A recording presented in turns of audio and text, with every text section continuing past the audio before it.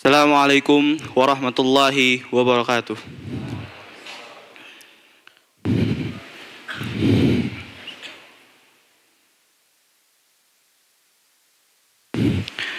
Innal hamdalillah nahmaduhu wa nasta'inuhu wa nastaghfiruh wa natubu ilaihi wa na'udzu billahi min shururi anfusina wa min sayyiati a'malina may yahdihillahu fala mudhillalah wa may yudlil fala hadiyalah. Asyhadu an la ilaha illallah wahdahu la syarikalah wa asyhadu anna Muhammadan abduhu wa rasuluh la nabiyya wa la rasulahu ba'dah. Qala Allah ta'ala fil Qur'anil Karim ba'da a'udzu billahi minasyaitonir rajim. Ya ayyuhalladzina amanu taqullaha haqqa tuqatih wa la tamutunna illa wa antum muslimun.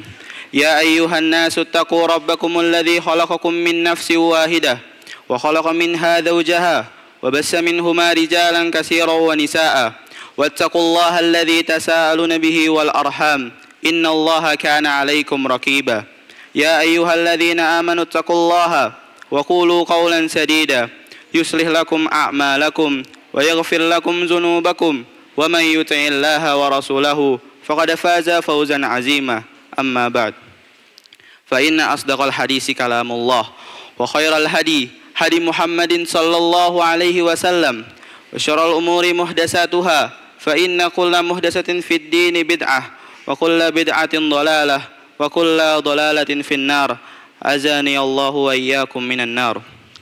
Kaum muslimin rahimakumullah, kita memuji kepada Allah Subhanahu wa taala yang telah menciptakan hidup dan mati untuk menguji siapa yang paling baik amalnya. Di samping itu ia telah melengkapi bagi kita sarana-sarana yang begitu lengkap dan sempurna sehingga kita bisa merasakan kenyamanan-kenyamanan dalam beribadah kepadanya. Maha suci Ia yang akan meminta pertanggungjawaban atas semua nikmat yang telah diberikan kepada kita. Berbahagialah barang siapa yang berjumpa dengannya dengan membawa bekal keimanan, ketakwaan serta hati yang bersih lagi suci.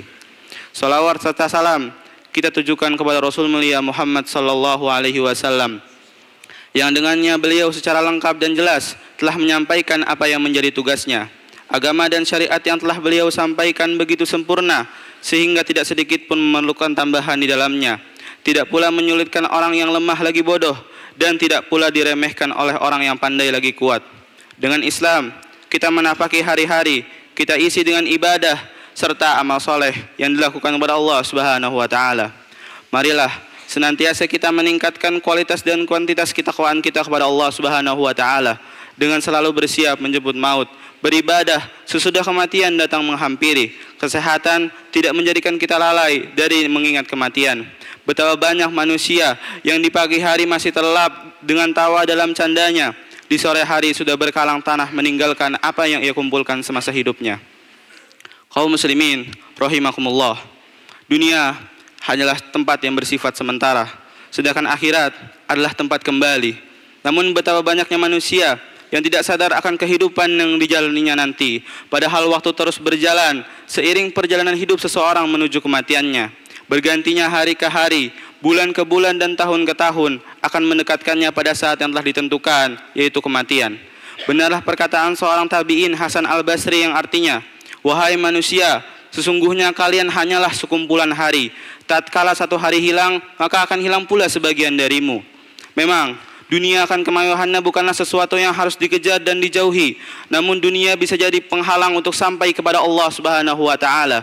Harta pada dasarnya bukanlah sesuatu yang harus dibenci, namun harta bisa jadi tercela ketika melalaikan dari mengingat Allah Subhanahu wa taala. Bukankah Allah telah bersumpah, bukankah Allah telah berfirman di dalam kitabnya, wal asr, demi masa, innal insana lafi husr, sesungguhnya manusia benar-benar dalam kerugian, illal ladzina amanu wa amilus solihati wa tawasaw bil haqqi wa tawasaw bis sabr, kecuali orang yang beriman, melakukan amal soleh di dalamnya, saling menasehati dalam menaati kebenaran dan saling menasehati dalam menatapi kesabaran. Betapa banyak manusia yang tertipu akar gemerlap kemewahan dunia ini sehingga mereka lupa akan tujuan penciptaannya.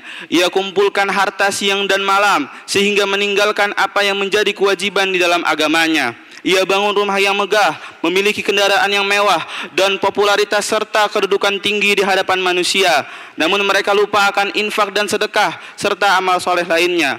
Padahal hanya dengan cara itulah mereka mendapat kedudukan yang mulia di hadapan Allah Subhanahu wa Ta'ala. Ironisnya, mereka tidak menyadari hal tersebut, dan tidaklah mereka ditanya, "Wahai manusia, apakah yang kalian inginkan, dunia atau akhirat?" Serentak mereka menjawab secara tegas, "Kami menginginkan akhirat." Padahal amalan-amalan yang mereka kerjakan semasa hidupnya menjadi saksi atas kedustaan ucapannya tersebut. Musibah terbesar yang menimpa seseorang adalah kelalaiannya tentang hakikat ini, kelalaian tentang hakikat dunia yang sebenarnya. Jika Allah Ta'ala memberi nikmat serta kesempatan kepada kita sehingga kita bisa memahami hakikat dunia yang sebenarnya ini, yaitu bahwa dunia adalah negeri yang asing, negeri yang penuh dengan ujian, negeri tempat berusaha, negeri yang bersifat sementara, dan negeri yang tidak kekal, niscaya hari kita menjadi sehat. Namun jika kita lalai tentang hakikat ini, maka justru kematian akan menghampiri hari kita. Di antara hakikat dunia sebenarnya yang telah disebutkan dalam Al-Quran dan As-Sunnah antara lain yaitu bahwa dunia adalah kesenangan yang menipu, kesenangan yang hilang saat ajal menjemput, kesenangan yang hanya bersifat sementara dan tidak kekal. Bukankah Allah telah berfirman di dalam kitabnya, "Wa mal hayatud dunya illa mata'ul ghurur," dan kehidupan dunia tidak lain hanyalah kesenangan yang menipu. Imam Ibnu Katsir mengatakan, kehidupan dunia adalah kesenangan yang fana dan menipu. Barang siapa yang cenderung kepadanya, maka ia telah tertipu dan takjub dengannya, sampai ia berkeyakinan tidak ada tempat tinggal selainnya dan tidak ada tempat kembali setelahnya. Padahal negeri dunia ini lebih hina dan rendah dibandingkan dengan negeri akhirat. Rasulullah SAW bersabda di dalam hadisnya, "Innad dunya mal'unun ma fiha illa zikrullahi wa ma walahu wa alimun aw muta'allim." Kehidupan dunia itu terlaknat dan segala yang terkandung di dalamnya pun terlaknat, kecuali orang yang beriman, melakukan ketaatan kepadanya, serta seorang alim atau penuntut ilmu syar'i. Perlunya kita merenungkan hadis ini dengan seksama. Di golongan manakah kita berada? Apakah kita berada di golongan orang yang mendapatkan rahmat dan terjauhi dari laknat Allah, ataupun sebaliknya, kita termasuk ke dalam golongan orang yang mendapatkan laknat Allah dikarenakan sebagian besar aktivitas kita atau bahkan seluruhnya semata-mata hanya untuk mendapatkan kesenangan, semata-mata hanya untuk mendapatkan kenikmatan yang bersifat sementara. Rasulullah SAW sangat mencela orang yang tunduk kepada harta dunia dan menjadikan dunia adalah semata-mata tujuan hidupnya. Rasulullah SAW bersabda di dalam hadis yang artinya, celakalah budak dinar, uang emas, celakalah budak dirham, uang perak, celakalah budak khamisah, pakaian yang cantik, dan celakalah budak hamilah, ranjang yang empuk. Inilah celaan beliau kepada seseorang yang kesehariannya menjadi budak harta dan mencari kesenangan-kesenangan dunia yang fana ini. Renungkanlah dengan penuh kejujuran dan jawablah secara tegas, di golongan manakah kita berada? Apakah kita berada di golongan orang yang menjadikan dunia adalah semata-mata tujuan hidupnya, ataupun sebaliknya, kita termasuk ke dalam golongan orang yang menjadikan tujuan hidupnya semata-mata hanya untuk beribadah kepada Allah Subhanahu wa Ta'ala. Kemudian yang kedua adalah surga. Dunia adalah penjara bagi orang mukmin dan surganya bagi orang kafir. Rasulullah SAW bersabda di dalam hadisnya Ali bin Umar, "Anna Nabiyya sallallahu alaihi wasallam qala, ad-dunya sijnul mu'min wa jannatul kafir." Dari Ibnu Umar bahwasanya Rasulullah SAW bersabda, dunia adalah penjara untuk orang mukmin dan surganya bagi orang kafir. Imam An-Nawawi mengatakan maknanya bahwa setiap muslim itu dilarang dan dipenjara dari melakukan kesenangan-kesenangan dan syahwat-syahwat yang dilarang dan dibenci.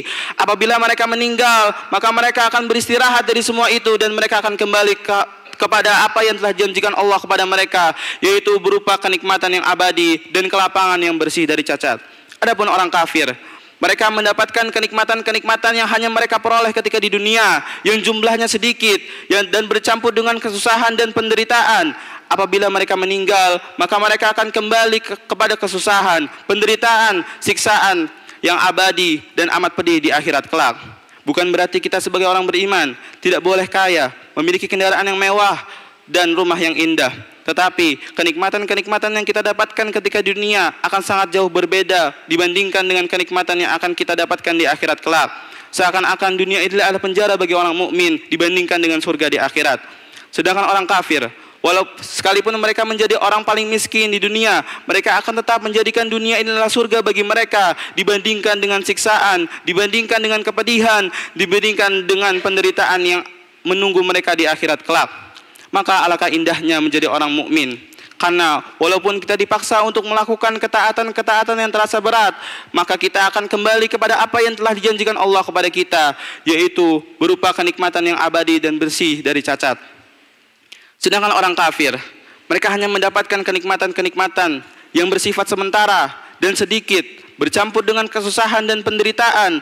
Apabila mereka meninggal, maka mereka akan mendapatkan yang lebih dari itu semua, yaitu yang bersifat abadi dan selamanya.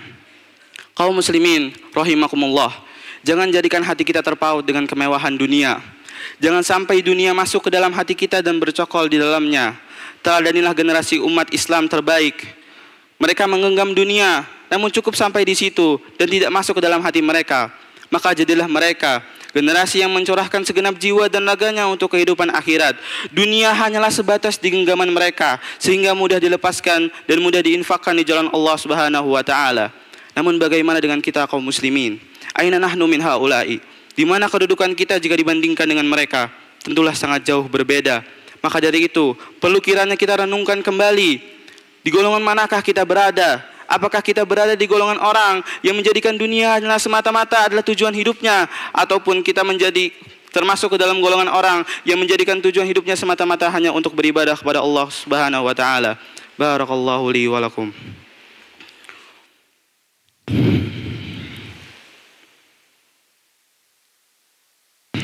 Alhamdulillahi rabbil alamin, wassalatu wassalamu ala ashrafil anbiya'i wal mursalin, nabiyyina Muhammadin wa ala alihi wa sahbihi ajma'in, amma ba'd.